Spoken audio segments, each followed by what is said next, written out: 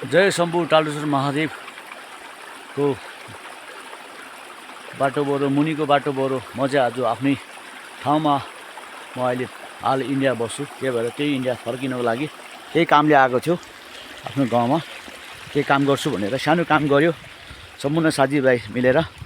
अब म चाहिँ पुर्खौलीदेखि मेरो बाजेहरू हिँड्ने बाटोको स्थानको बाटोबाट यसो अलि तलसम्म हिँडौँ। आफ्नो जन्मस्थलमा हिजोको दिन आफू कट्टुई नलगाइकन चप्पल नै नलगाइकन यो बाटो बरु घाँस सोतुर दाउरा खेती उठाएर बाली उठाएर बोकेर हिँड्ने बाटो हो।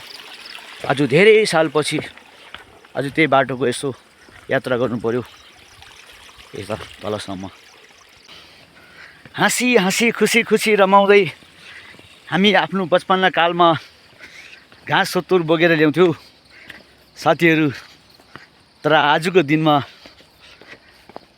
आज 47 वर्षको उमेरमा आज फेरि पनि यिनी बाटोमा एक्लैपन हिँड्दै यिनी बाटोको हल्का झलक कस्तो थियो त आफू बाल्यकालमा हिँडेको बाटो स्थान भनेर केही सानो भिडियोहरू बनाएकै साथीहरू अन्य साथी मित्रहरूलाई मेरो बाल्यकालको उमेरको साथीहरूलाई कस्तो लाग्छ के लाग्छ यसो कमेन्टमा लेखेर हालिदिनु होला। म फेसबुकमा हाल्छु। यो माथि हाम्रो बाजेहरूले घाँस पाल्ने रहेछ। अहिले हाम्रो काका बाउहरूद्वारा छ र यता हेर्नुहोस् हाम्रो तल चाहिँ हाम्रो खोला। हजुर खोला निकै गहिरोमा छ।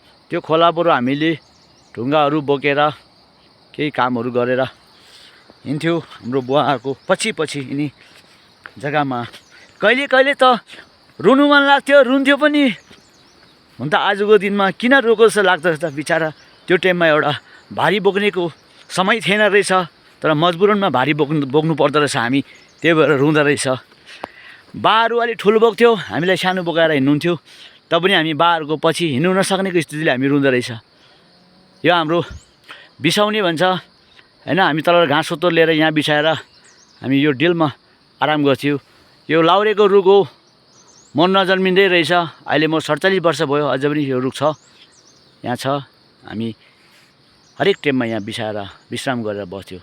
हाम्रो एउटा तामाङ भाषामा भन्छ नि, निमे मातो ब्लेरे निजिमा नोबो सोतोर भाजीमा प्ल्या प्ल्याले खासी चुन्ने हिँडी नसिट्यौँ बे भन्थ्यो क्या। अब योभन्दा तलको बाटो अझै अलिक म देखाउँदैछु।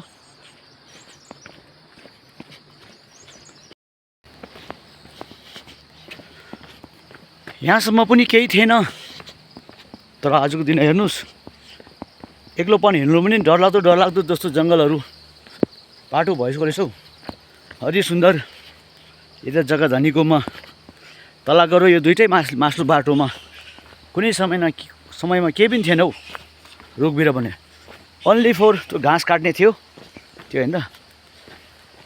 लासो फ्याफुल्ला सिकारी साइला सिन्धुपाल्चोक 5 पौडी थाङपल गाउँपालिका वडा नम्बर 4 ल गाझान्दे रासी ग्याम्सी चुमार्ला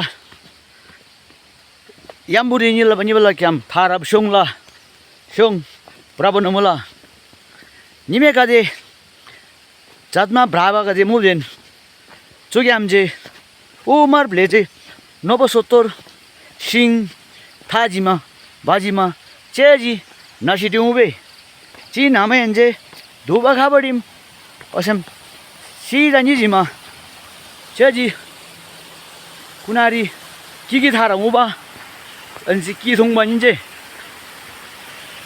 किथुङ बची चेजी आराम चेजी मनाचे गप्छिम चिम्बो हिउँबो किथुङ ब चुकुलो खाइमा न आकार ब जाक्की इन्लेन टिप।